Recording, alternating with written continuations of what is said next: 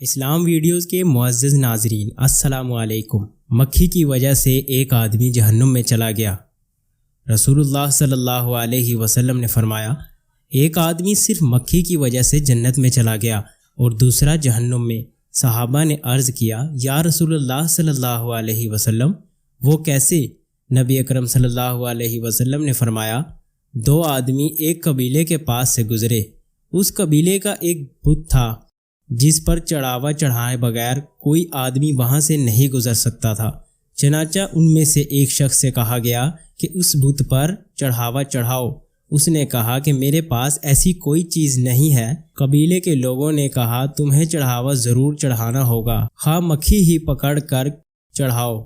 مسافر نے مکھی پکڑی اور بت کی نظر کر دی۔ لوگوں نے اسے جانے دیا، چنانچہ وہ اس چڑھاوے کی وجہ سے جہنم میں چلا گیا۔ قبیلے کے لوگوں نے دوسرے آدمی سے کہا، تم بھی کوئی چیز بت کی نظر کرو۔ اس نے کہا، میں اللہ تعالیٰ عز و جل کے علاوہ کسی دوسرے کے نام کا چڑھاوا نہیں چڑھاؤں گا۔ لوگوں نے اسے قتل کر دیا اور وہ جنت میں چلا گیا۔